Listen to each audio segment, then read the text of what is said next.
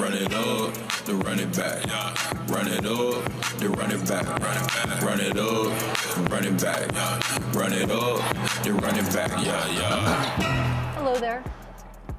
Happiest of Thursdays to everyone. Welcome to Run It Back. Lou Will, Chandler P. My name is Michelle Beadle. Fun fact, Chandler's never been to a Costco and might be doing that for the first time later today. It's like you're an alien. New member. So will you record the whole thing for us? No, probably not. Please. I'm going though. You're gonna buy an absurd amount of cookies and chips. Like wine and That's the whole reason you go, right? croissant. Yes, You can sir. buy everything. It's gonna be great. Tissue, paper towels. Croissant. A beverage. Dude, we got some games to react to. We're gonna have Howard Beck on in a little while to talk all things around the league as well. But we start in the Garden. New York Knicks and the Oklahoma City Thunder. That's fun. A little fun shot there for Chet. 28, 6 of 11 on threes, 8 rebounds. SGA with 26 and 8. Cat had 17 rebounds, did foul out. However, fun fact here as well. New York has not beaten OKC at the Garden since December of 2017. That's really crazy. I would have lost that bet if you would have proposed that to me. After the game, the story was the Thunder and how the whistle always seems to go their way. Mike Brown was a little bit heated when SGA wasn't called for his third foul sometime in the first quarter. Had more to say, by the way. Here's Coach Brown. SGA he's a tough cover, and he does a great job of convincing the referees, probably better than anybody in the league, that he's getting hit. Okay, that was diplomatic. That's the nicest possible way to say he's flopping. Yeah, okay, so that your reaction is? I don't know why these coaches are so confused by this. Like, again, we talk about this all the time. This is part of the game now. This is, as much as he does it on the offensive end, you have to teach and train your guys to defend without fouling. Like, most guys, dominant ball handling guys, especially like him, the Jalen's, the Lucas, Austin Reeves, they have gotten really, really, really good at this. And again, so I don't understand that why you can continue to get frustrated. You have to have the ability to watch film and defend without fouling. Like, again, that's more of a flop than what SGA does, like what Jalen Brunson did right there. So, like, interesting. I don't understand the frustration here. You know he's going to do it. You know this is part of his entire offensive package. Like, you have to learn how to defend without fouling a guy like this, or else you're going to continue to get upset with the referee and the whistle, because this has become such a huge part of the game. Like it, hate it, whatever your opinion is on it, he's really good at it. So you have to find a way of being really good defending it instead of complaining about it. Charge, ball going the other way. You think? Okay. Yeah, on that one. But that's not his argument. His argument is he's arguing that with Jalen Brunson on his team, guys. by the way. That he convinces guys that he's getting hit. But go to the numbers whenever you want to debate what's going on. The Knicks shot 22 free throws. OKC shot 25. Okay. The Knicks committed 24 fouls. OKC committed 22 fouls. Pretty even to me. You know, is there a couple of glaring ones here and there? Sure, but that goes to the defending champions. That's always been the thing. They get the spoils. They get some of these things. And so that being an opportunity for SGA to get his third foul, we can make a case there. But he also, that would have been his third foul. So he's getting called for fouls. You know that what I is mean? true. That is fair. He's getting called for fouls. So this being somebody that's in an MVP conversation, picking up 2 quick fouls, staying in the game, possibly getting his third, you can make that argument. Any coach should make that argument. Any coach should go to the podium and say what he said to defend his basketball team.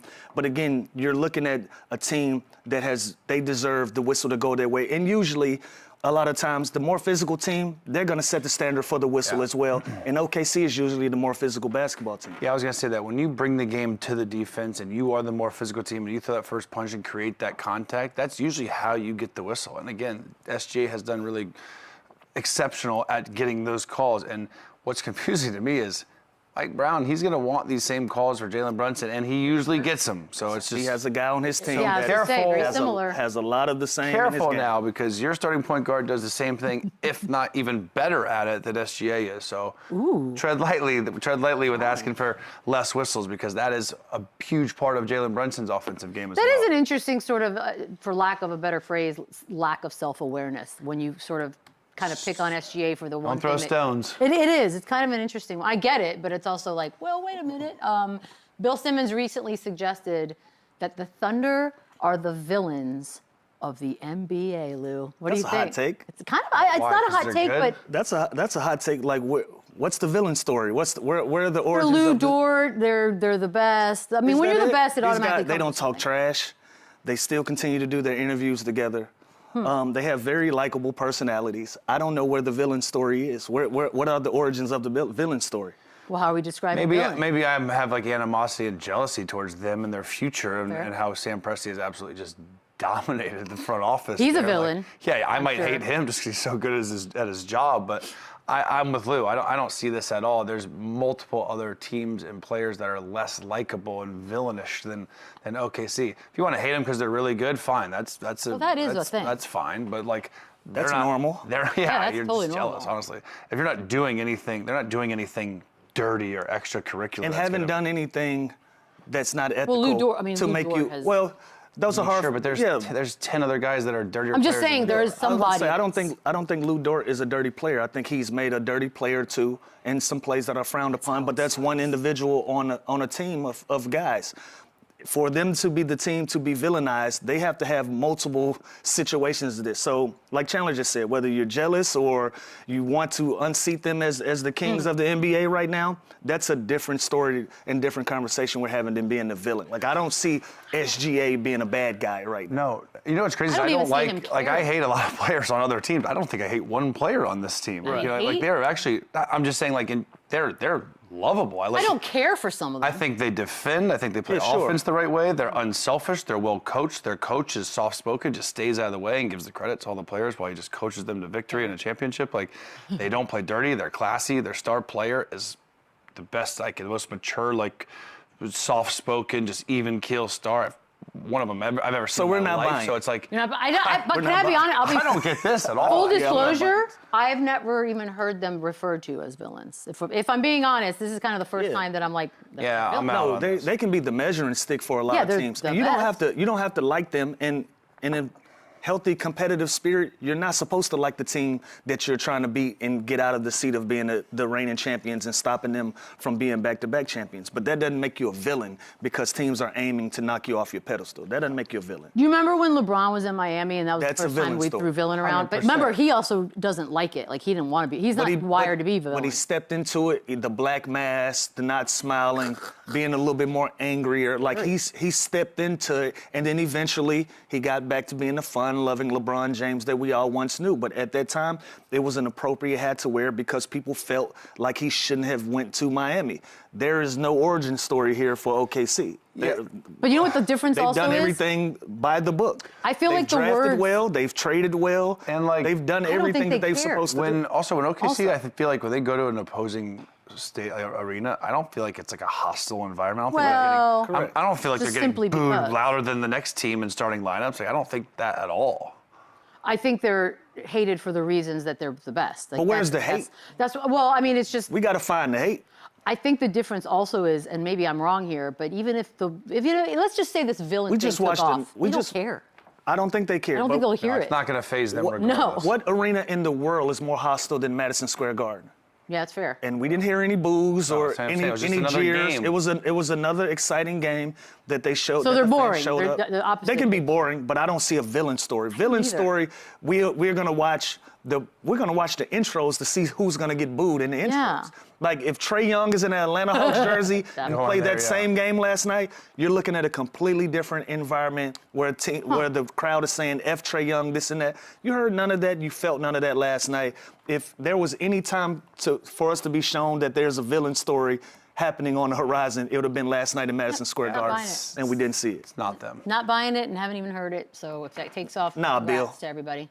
This ain't it. Chill, That Bill. ain't That it. it. Chill, Chill, Bill. Bill. Let's talk a little Chet Holmgren. We started off the video with him. He had a heck of a night. Leads his team in Absolutely. scoring and rebounding, averaging 17, 9, and 2 this season.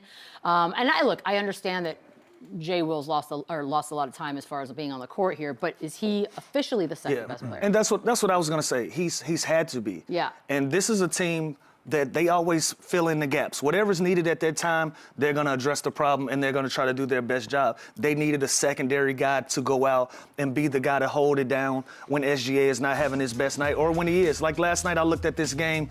I saw Cason Wallace. He got the first possession. Then Lou Dort got the second possession. Chet had the third and fourth possession, and then SGA got into the game. Like, this is a team that's well-rounded. So there was a deliberate attempt to get other guys going in this basketball game early and often to be able to carry them throughout the fourth quarter. And Chet was one of the guys that benefited from them. He got 2 quick early looks, were able to score the basketball. Now his confidence is going. Now he's rolling. Now you got a balanced attack on the offensive end, and especially when Jalen Williams is out of the lineup, you're going to need a guy to give you 20 to 25 a night. So Chet having 27 last night, that's what's needed. So is he a solidified second option for this team?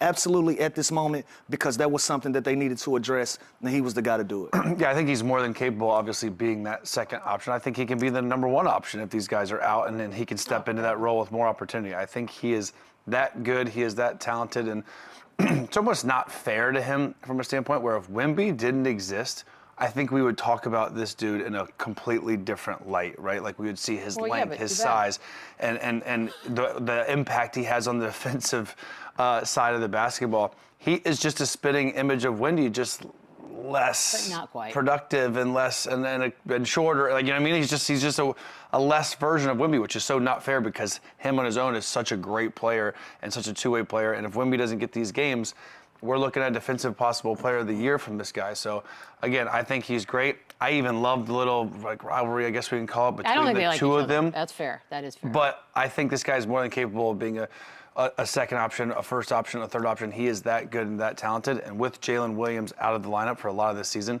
he showed that he's more than capable. So would you say he's like the T-Boo version of Wemby? The who? Don't go. No, because I don't even want to discredit Oh my Chet. gosh, you don't know what T-Moo is either? I've never heard that. Oh, for the love of everything holy. Do you know what she's saying? Do you live on I know Earth? exactly what she's trying to say, and if I'm you, Weird. I say no. Lou, stop helping him. And I don't even want to make this hold on. I don't even want to make this about him and Wemby.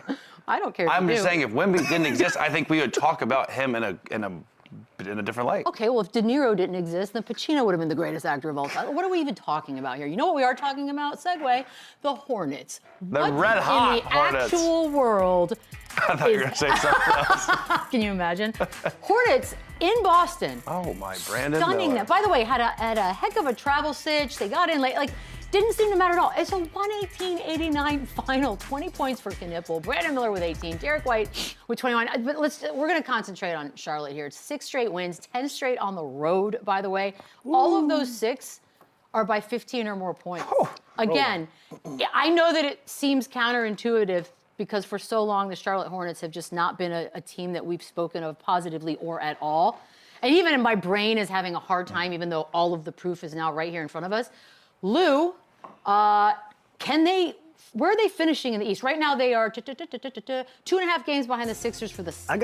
I gotta say it. I think they're still figuring it out. Like they went on a 9-game winning streak earlier, lost a game, and now they're on another 6-game winning streak. Going. Yeah, 2.5 games out of 6. I say they give themselves an opportunity. There's not a team in the Eastern Conference that's hotter than the Charlotte Hornets. You got to pay attention to that. Like 16-4 in their last 20 games. That's not something that you just say, oh, they're just in a lucky run. No, last night should have opened a lot of eyes. They beat a really good quality basketball team, and they beat the brakes off of them. Beat the brakes off of them. They are a team, even though they're still in a 9th or the 10th spot.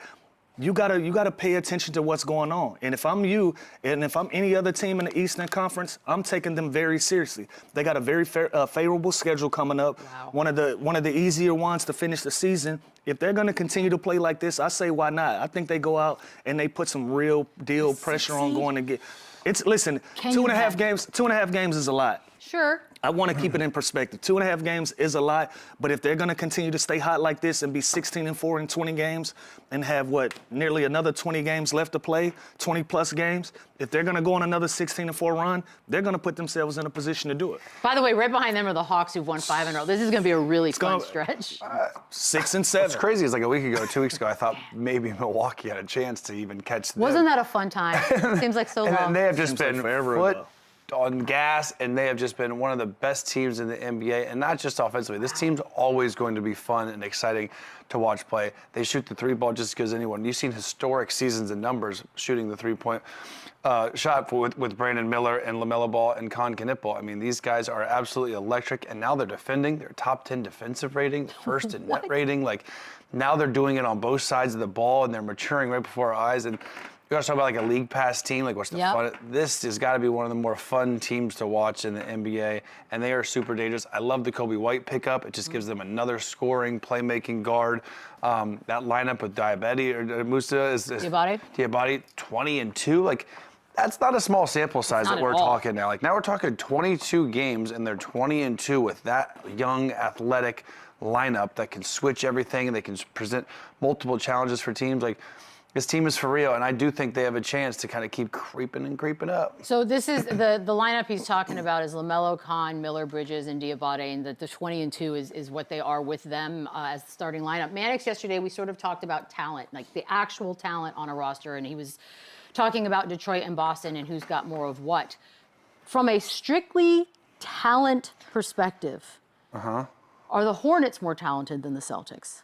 No. I still think the Celtics. Position by position. When you're talking, I mean, we're talking MVP type players on the Celtics with Jaylen Brown, but not all of them. Derek White, like USA players. Like, I think it's a different level of talent. And Pritchard, now they have more youth. They can present challenges to them as they did. You know how hard it is to go into that arena and work them like they did. I think last they got night? in like five. They had like a bad. Clear. Like, Jason Tatum is still on this roster. and Jason Tatum is coming. Guys, So asking if the we're going to question. go position by position as far as we're talking about more talent, no, they don't have more talent than the Boston Celtics, but they are in a better run right now. But talent, position by position, they're not more talented. I want to know what my guy Mannix thinks about Missoula's coaching job here last night. I coached this year. We should have gotten Mannix. Bring him back. Just to ask that one question. But no, listen, we're talking about the Boston Celtics all season long. They have surprised everybody. They are the 2 seed in the Eastern Conference, and no one thought they'd be there. And again, they have all NBA type players. The Hornets are on the rise. They have potential. They are fun. But we're talking 2 different levels here. But this was a hell of a win. LaMelo, maybe partly why my brain has such a hard time with speaking of the Hornets so positively is just because for so long we looked at a LaMelo Ball-led team as quote-unquote unserious. Like, this was just never, we just sort of resigned to the fact that it was never going to be a thing. How big a deal, Lou, would it be for his team to get a playoff berth? Listen, we got to shed some light on something. The people that they've surrounded him with, the players, the emergence of Brandon Miller, right? We talked about Diabate. We've been talking about Antetokounmpo. These are dead serious basketball players, right? These guys come in and they are dead serious about hoop. So when you're LaMelo Ball and you see how these guys are going, you got to kind of conform and be part of the group. And I think that's what's been the most beneficial to him is putting guys around him that are dead serious about their young careers and want to make a real footprint in the league. So that's kind of curbed some of the things that we've labeled as unserious basketball to him. Also, we got to come to the realization that some of these things is just his style of play. It may be unserious to you, but until you take the time and watch how he works out, the things that he works on, these are real plays to him. This is a real style of play.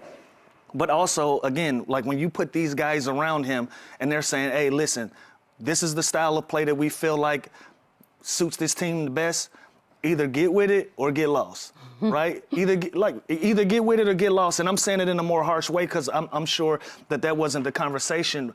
But all of these guys have been able to get on the same page and to be able to shed the unserious label. So if you're still saying LaMelo Ball doesn't take basketball serious, then you're behind on this conversation with the way that this team is playing and the way that he's playing as well with these guys. Yeah, I think the older he gets, the more mature he gets. And like Lou said, Jeff Peterson, they've added shoot. You know how much easier the game is when you add a guy like Antetokounmpo that can just space the floor and let LaMelo Ball do what he does best and create. And he's 6'6", 6'7". He dimes you out, and he makes the game easier for everyone around him. So when he's not that number one guy necessarily, and he can just get everybody in their sets, in their offense, get out in transition, and be that fun, explosive player that we know he can be, I think that's where we're going to see his best. I think he's going to continue to mature. And now we're talking about LaMelo Ball being the point guard on a winning team.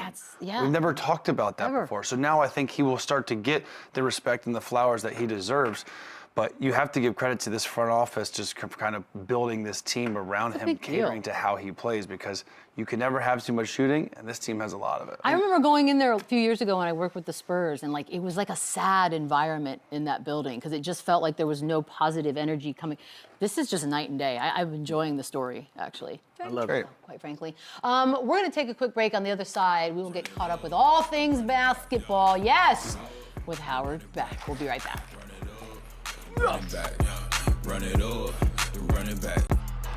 Senior writer for The Ringer, also president of the Professional Writers Association. Howard Beck is here. Howard, before we move on, what kind of president are you? Talk to me about that role.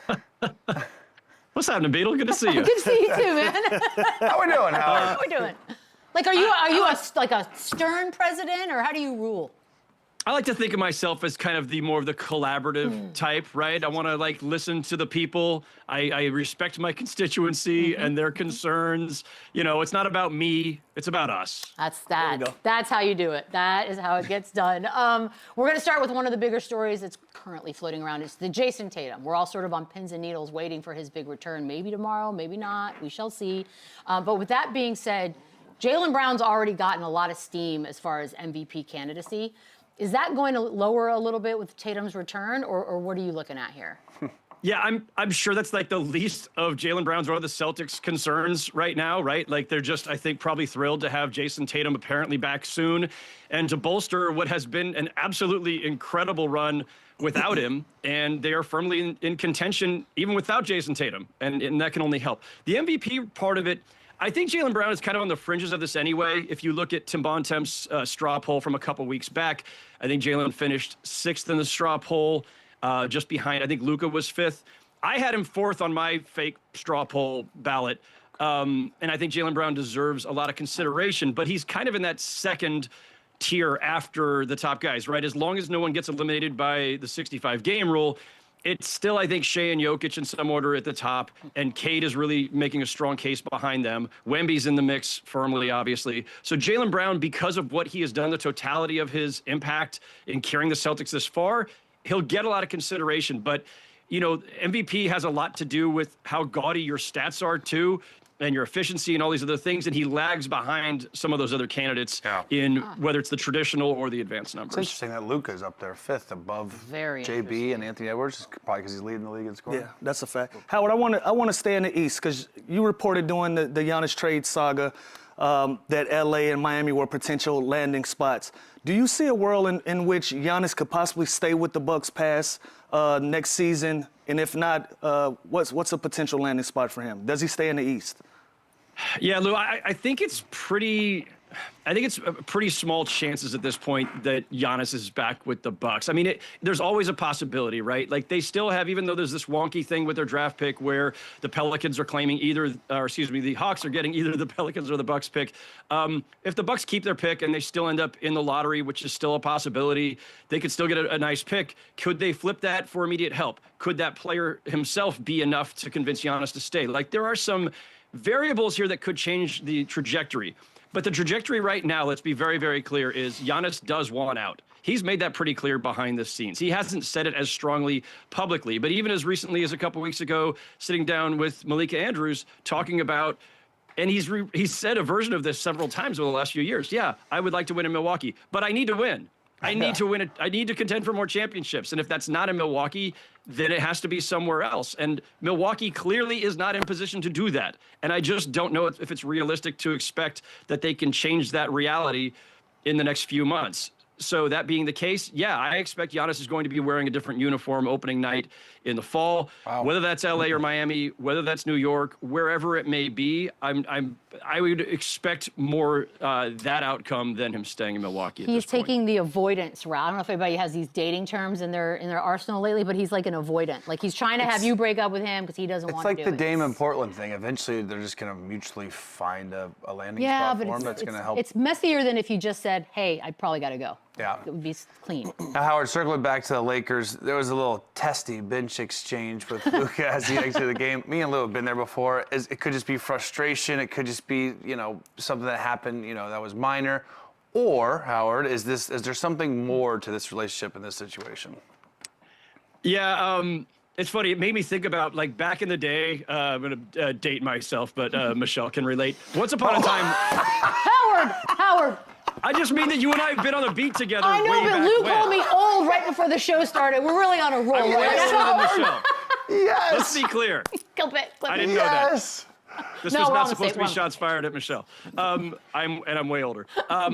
Back in the day, Chandler, to your question, we would know how to read that because we in the media, especially when I was a beat writer, we were courtside.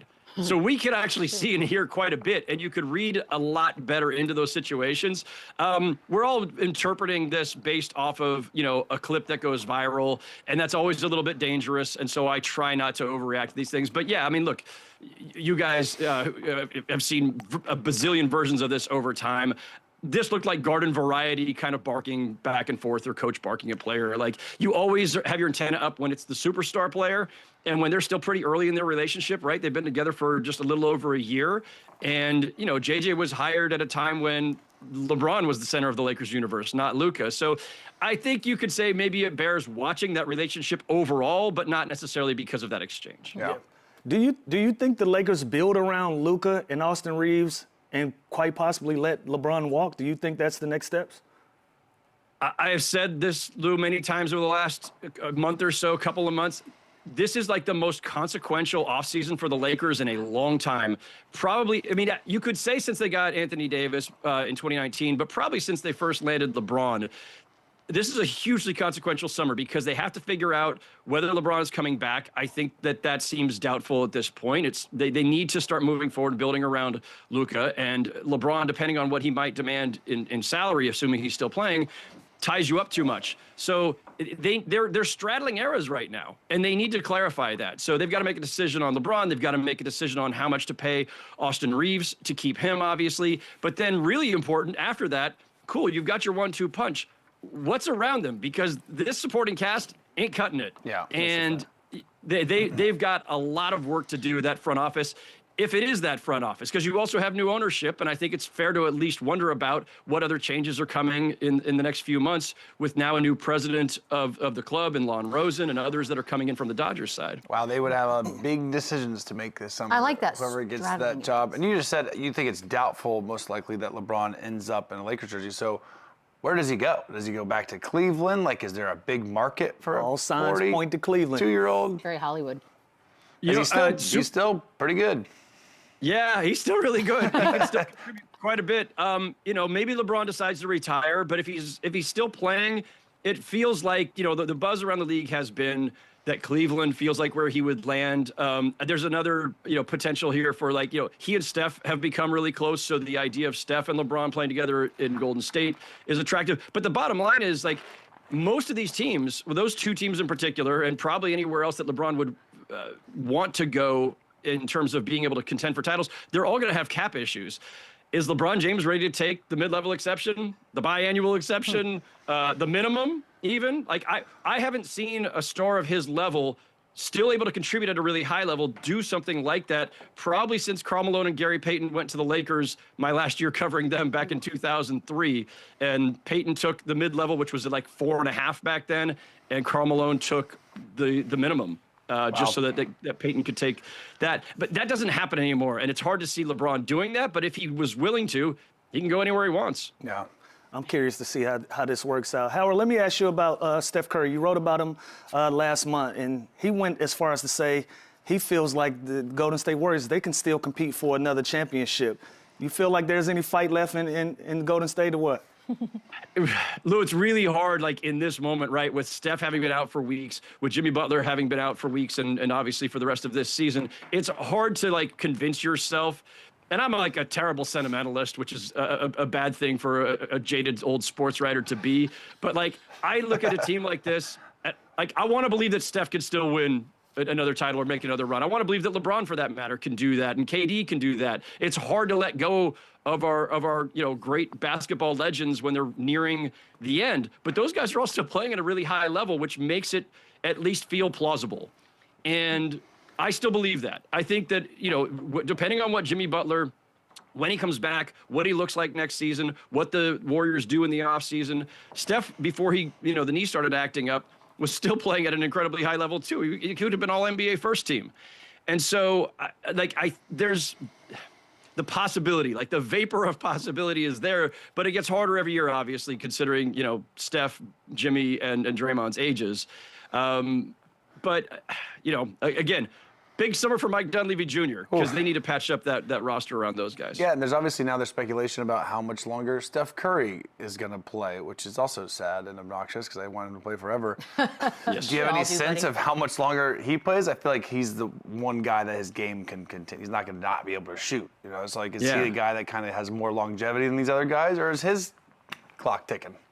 It's interesting, Chandler, because there are some guys who, if they can't be themselves, if they can't be dominant, it's time to go. Or if they can't still contend, it's time to go.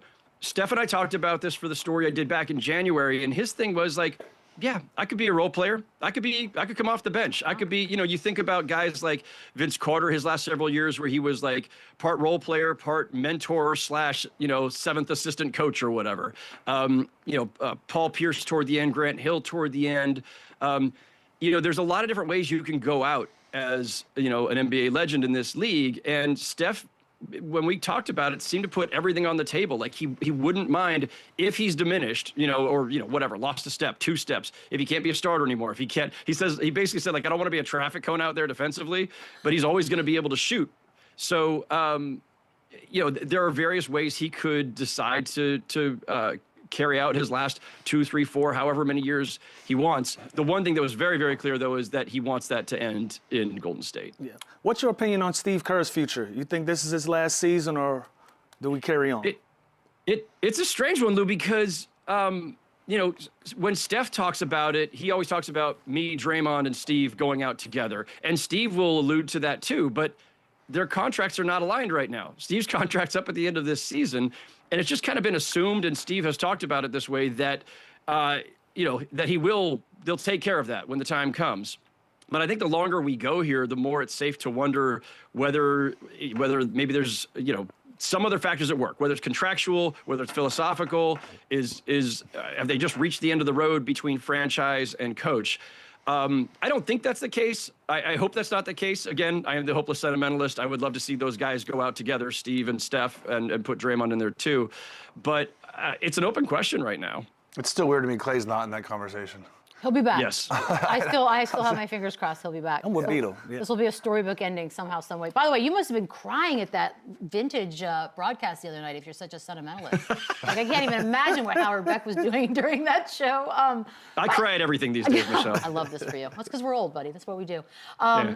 The Thunder. I think most of us coming into the season, probably even now, we're just like, this is a fun-loving young group of guys that like each other. But now we got Bill Simmons out here throwing around the word villain. Now, don't get me wrong. In sports, we love villains. Like, we need them. But are we buying the Thunder as villains? My boss, Bill, laid out a pretty good case the other day on his pod. We talked about it on our podcast, The Real Ones, the other day, too.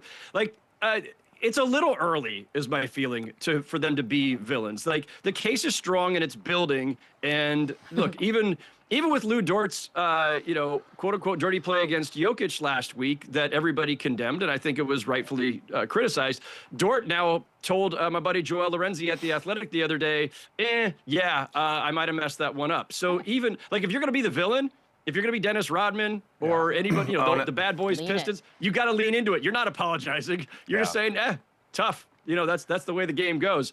So I don't think they want to be the villains. And they were the darlings of the league just a year ago, and they've only won 1 championship. Like, to be villains, you either have to be perpetually annoying as hell and getting at everybody and having dirty plays all the time, which is not really today's NBA, or you got to win a bunch of titles, and they've won 1. And if they do become the dynasty that I think a lot of us have pseudo-projected, then people will get sick of them, just like they got sick of the Warriors, and that time will come. But I think it's early. I think, you know what's smart, Bill? Getting ahead of it. So, Howard, obviously the Thunder are one of them, but how many then real contenders are there in the NBA right now? We know who's at the top of the standings. We know there's some wild cards, but like, how many actual contenders do you think there are this season? Before the season started, Chandler, it was that we always do the October, projecting and everything. I thought, well, you know what? If it's the Thunder versus the field, given this age of parity, I'll take the field. Or if I'm taking the field, who am I taking? I'll go with Denver. as we sit here now, a month out or so from the playoffs, I still, especially because of how banged up the Thunder have been and how average they've been over the last month, 6 weeks, I do still kind of feel like this is an open race. And that being the case, like Oklahoma is still the rightful favorite because of their record, because of their standing as defending champs. But Denver's got to get healthy. But could Denver do it? Yeah. Could Minnesota come out of the West? Yeah. I think there's like 4 teams, including San Antonio, that could plausibly come out of the West. And I think there are 4 that could plausibly come out of the East. So I'm going to say there's 8 contenders right now, which is not usually the case in the NBA. That may look foolish a month from now. Yeah. But I mean, the East, if you told me any 2 of those top 4 teams were in the conference finals, I'd believe you. With that being said, are you taking the champions coming out of the West this year? Am I, for the whole thing? Yeah. Yeah. Like if we're saying contender means you at least made the finals, it's 8 teams. If contender means win the championship. Who's going to win it all? Come from the West. It's whoever comes out of the West. It's funny because that is how it's spoken. Even when you hear people talking, they're like, well, it's coming out. The East, too, is much better than we thought, but way I think better the champ comes out of the West. God, I wish we could fast forward. All-Star break, you wrote about Adam Silver and how at this point in his career he's facing the most pressure, the most scrutiny. What's the biggest issue that Adam's trying to figure out and get ahead of? Man, it's such a long list, and I kind of cataloged it all in that piece, but they still have to decide this Clippers cap circumvention case. It's been, it's faded to the background, but it goes to the integrity of the league and how these teams operate competing with each other and whether they can actually trust each other to follow their own rules or whether they should just burn the whole, set of them. The gambling thing feels ominous on some level, because that is obviously a legal matter. But right now it only involves a couple of people. And, it's a coach in Chauncey Billups. It's Terry Rozier, who was, 1 foot out of the league anyway. Damon Jones, who was already out of the league. That one doesn't feel like it's a big of a existential threat. The tanking is obviously huge right now. And I do believe, having talked to people around the league, they are committed to doing something. I don't know how far they're going to go this time, whether it's just tweaking the odds again. I don't think they'll stop there. I think they're going to make a number of changes before next season begins. And I think they might even go, I've heard this suggested by some folks around the league, they may even take a 2-step process here where the short-term fix is do everything you can do to try to tamp it down, but then maybe come up with a radical new system that would go into effect like 5, 6, 7 years down the line after all of the traded picks have conveyed, because you can't change the entire system. Like they're not scrapping the draft by any means, but extreme suggestions like that one where you're just changing the entire system or scrapping the lottery and replacing that with something, you can't do while there's still traded picks out there in the ether. You've got to wait for those to cycle through. So they may take a 2-step approach here, but they're definitely going to do something. Yeah. But does that mean then you can't trade picks? Like they're like, all right, we're not trading picks anymore because we got something ahead in like 4 years. That's crazy. A great question. Yeah, I know. Maybe they have to put a pause on it and have there's like a dead year or 2 where there's a transition year. I don't know. Everything's on the table. And That's get huge. ones an All-Star weekend and the expansion, maybe 1 or 2 more teams. Like I'm so glad I don't have that job. It's got a lot of stuff. Things I think about. Howard, awesome to see you. Thank you so much for the time. We appreciate it. Great to see you all. Thanks for having me. We'll be right back. I think the run it back, run it up, then run it back. Forgive me, because this is going to feel a little like deja vu from what we talked about with the Hornets. But look, now the Hawks are also on a bit of a tear here, winning their 5th straight against the Bucks. Their second half was legit. It's a lot of layups. A lot of empty seats. A lot of layups in here. Float me. No Kuminga for the Hawks last night, however. No problem. No problem at all. 2.5 games back. They also are 2.5 games back of that 6th seed. 4 of their next 6 games are against. There's a race for Sace, and I mean 6 seed. Yes, we did it. The race for Sace is on in the East. We are on the clock. That Stace is legit. Can they get out of the play-in? I say, why not again? I mean, like the 4 teams that are in the play-in position in Orlando, Miami, Atlanta, and Charlotte. Charlotte and Atlanta are the 2 teams that are trending up. They are really putting some pressure on this 6th spot. Now, they do have an uphill battle to climb, but 5-game win streak and not having Kuminga in the lineup, that's a great start to it. And also, like Charlotte, they have a favorable schedule coming up. So I think so. I'm in. I'm all in on what the Hawks got going on. I think Orlando's the best team in this play-in situation here, but I would love to see Atlanta come down to Atlanta versus Charlotte for that last spot. Like what's going on? I think why do you think that? I think those are those two young, happening? exciting teams. I think the Hawks are better now with Kuminga. I want to see him flourish there, probably more so than any guy at a new place. Fair. And then Charlotte, what they're doing with this young core, I think that'll be a heck of a game for them to have to go at it for that final 8 seed to face Detroit in the first round. I think that would be awesome. So I love the fact that these guys are both peaking right now. Their team is set. Trade deadline's over. We are who we are. Let's move forward. And I love. They got some real hills to climb, but I like the way that they're playing, man. They got the city excited. They got their fans excited, and on top of that, it looks like they're starting to become a cohesive group. So very much like Charlotte, man, these are the two teams that are on the must-watch list right now.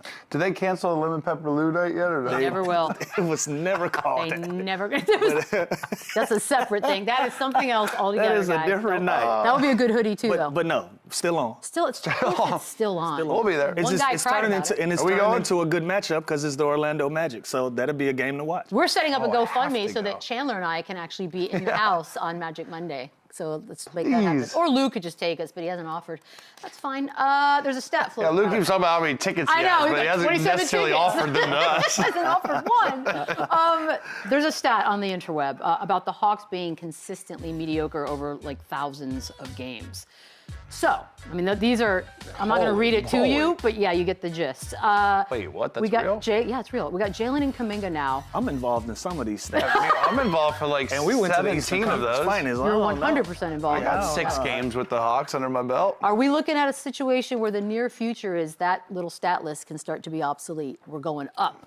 I think so. I think you look at the young core they have. I always talk about kind of the similarities of the 4 to 6 guys they have. They're 6'7" to 6'8" that they can play both sides of the ball. They have so much talent. I love the addition of Kuminga. Jalen Johnson he's not a budding star. He's literally a star right now in the league. And so I love what they've done here. They're also going to be a fun, athletic team to watch. If they can buy in, they can defend, they're going to be right there in the Eastern Conference. I truly believe that. Those were crazy stats, actually. Why were they? Somebody- People who can do that, good for you. We're going to take a look at the Jalen. It's Jalen Johnson. Double-double, 3 of the 6 games since the All-Star break. Jalen Duren has led the Pistons in scoring in 5 of their last 6 games. It's the battle of the Jalens. Who's the most improved? Who gets the vote if you had one? Oof. I know. I mean, Jalen Duren went from like solid big to all-star starting center on Team USA. Like, I feel like that kind of jump is like he took his game to another level. And I still think he's got so much more potential to even create more on the offensive end, more handling in the pick and roll. I think he can even develop a corner 3. Like, I think this guy is the future best 5-man in this league for the next 5 to 10 years. He's still so young. And he is the fave. Jalen Johnson's also awesome, but like I'd have to go with Duren here. There's Let's so just- many good Jalens in I the know, it's NBA kind of right crazy. now. We went from no Jalens to all Jalens. I'm glad you did Jalen Duren because I'm biased. I'm gonna jump out the window I know, and say it's Jalen Johnson. That's my rook, and from him to go to not getting any minutes at all, not even being able to scratch the floor, to turning himself into an all-star caliber player in nothing short of 2 seasons. You gotta make the case for Jalen Johnson. Also, shout out to Jalen Duren though. Both of those guys are doing their thing. So to have the opportunity for both of these guys to be, look at this. That's fun. Both That's of them fun to be in too. the Not position 22. for both of these guys to be in the position that they're in though. Kudos to both of them, man. But if my vote it meant something, I gotta go Jalen Johnson. Can we go completely random here? Does the all Jalen team win an NBA championship? Ooh. All Jalen. Jalen Brunson, Jalen Williams, Jalen Brown, Jalen Johnson, Good Jalen Duren. Lord. I like that group. And then I Jalen like Green and the like Jalen. the That other should be in Jalen the Williams. All-Star next And then year. Jalen Green and the other Jalen Williams off the bench. You do a Team USA, you do a World Team, you do a Jalen And there's team. Jalen Wells, I think, on the Grizzlies. What is Is it true that all of these Jalen Rose is like the original That's what Jalen? Jalen Rose would always I think tell they us. win. He's I think the Team first Jalen wins the championship. A championship. Yeah. What? Yeah. It's a hell of a statement. So Jalen is just a made-up name? Yes, and I forget the combination was that when he was being named, it's like the J and I think they took parts of the names of. God, I should. I'm Jalen Suggs would also be on the bench. My daughter has a combined name, but it's not as cool. Well, you never know. We'll see 10 years from now. Her name's Jada, but it's a combined name. Jalen Pickett, Jalen Tyson on the Cavs. Yeah, they're winning. They're This deep. is your new fascination. Yeah, I Oh, can't we got stop. Chandler a new hobby. I can't stop. There's so many good Jalens. That's actually kind of cool to think about. We do need to at least address the Bucks for a second because Giannis has now been back a couple of games back to back. These are losses for him, and he was very frustrated last night. It was very visible to see. He got teched up. Guys, What? Yeah, This is gonna be a long, sad ending. Yeah, I just don't know. I mean, listen, this is frustration. Their team, and again, with the rise right now of the Hornets, like I thought maybe there was a little glimmer of hope that they could catch them. It's over. The season's pretty much a wrap with how good these teams in the play-in are now playing. So Those unis are summer awful. starts early here, fellas. So now it's just a matter of the Giannis situation. Where does he go, and what impact will he have? This is like a bad divorce now. We're This is gonna get we're weird. probably looking at a Giannis shutdown soon here, and maybe our buddy BP can give us some insight on that when we speak to him soon. But it looks like it's turning into, let's evaluate the young talent, the Ryan Rollins of the world, some of the other guys that we have in uniform, that we can see who's worthy of staying in uniform, that we can build around and move towards the future. But it looks like they've given up on We it. should shut down those jerseys too, like right when they shut him down to get rid I of like that. the Cream City jersey. Free Bobby. Kind of Get crazy him, name. Put but him I in the like it. package It's with a Giannis, crazy please. name. Yeah, Cream City. Free Bobby Cream would be City. great. Put Where him would we in- want Bobby Portis to go? We should think about that. Put over the him in weekend. the deal with Giannis. Wow. Okay. Fair enough. If it's good, we're gonna take a quick break. More. Run it back on the other side. Cream City's not good. I'm gonna do a little poll. Run it up, run it back. Have a real quick Dubai in that for you guys. Bleacher Report naming 5 players under the most pressure as we approach these playoffs. In this order, by the way: Banchero, Stephon Castle, Evan Mobley, Amin Thompson, Hell no. Cat. I mean, Couple strange ones. well, a couple of these are in your script. I'm not buying. I can, off the top of my head, Luka is under more pressure. Fair enough. SGA is under more pressure. Cade Cunningham is under more pressure. Cat and Brunson are under more pressure. Just off the top of my head. How in the world is Castle on here? Castle on and Thompson. Like what? Like, come on. Bleacher Report, y'all 0 for 2. Yeah, you Tighten got up. Y'all got to tighten up. The Like- most pressure. I mean, Banchero maybe just like the future and the coach, like maybe, but like when I Maybe. think pressure, I'm thinking like winning championships. Luka is under pressure because we need to know what the Lakers are going to do in the postseason. Well, they're stuck with him, so I don't know. what he- SGA, it's a repeat. It's a repeat at hand. It's a repeat But even for that's not MVP. horrible. But- Cade Cunningham, you guys have been #1 all year. Yeah. That's pressure. I Thompson. think Evan Mobley's Thompson- legit. Thompson's the third best player on his team. How does he have pressure? I have no idea why he's on Evan this list. Mobley is the third best player on Yeah, this team. I don't. How is he Yeah, but under Mobley, pressure? I think, has the expectations for a while now that people are still sort of like. But "Oh, he's the need more." third best player on the team. It's not. get it. Yeah. Castle has zero pressure. There on him. is zero pressure on Stephon Castle. Zero pressure on all of these guys. We're not buying. Maybe Towns, just because I feel like if No, the Knicks, Towns for if sure. Towns, you give him If a. the Knicks happen to half and get half. like bounced out first Like- round, he's probably getting traded. He's He going to has be the local scapegoat. pressure like, on him. He doesn't have nation. He got New York pressure on him. I think the only team under pressure is OKC, just cause. Like, If you're the Knicks defending. fail, it ain't going to be Jalen Brunson. What does fail mean to the Knicks? I'm saying if they lose first round to the Oh, Philly, first round. I think. What if they make it to the conference finals and lose, or finals and Then lose? Tibbs gets fired. Like, We fired Tibbs again. Tibbs got fired for doing Wherever that, he so is. God only knows. I don't know. But Cat, he's always been the scapegoat since he's been there. So, like, I get that one. Paolo, maybe just like his future, and I thought the expectation of the Magic were kind of on the rise, and they haven't reached those. But Castle, Mobley, and Thompson, those guys are like young, budding stars that aren't even the #1 guy on their team. That's crazy. There's no pressure for them. No pressure. Not buying. By the way, we have Bobby Portis coming on Monday, so think of some good questions. There you go. You Costco run. Is there anything that you've been told to look out for? Apparently, they have everything. They have from saunas to Pringles to toilet Caskets? paper to. Okay. Well, There's just no looking ahead. caskets at Look, Costco. I swear on everything that's holy, I've seen it. That's crazy. Why? $1.50 hot dogs? Everything's one? bigger in Have Texas. to. I love this for you. Yeah. He's an alien, people. Never been to Costco. See you on Monday. Yeah.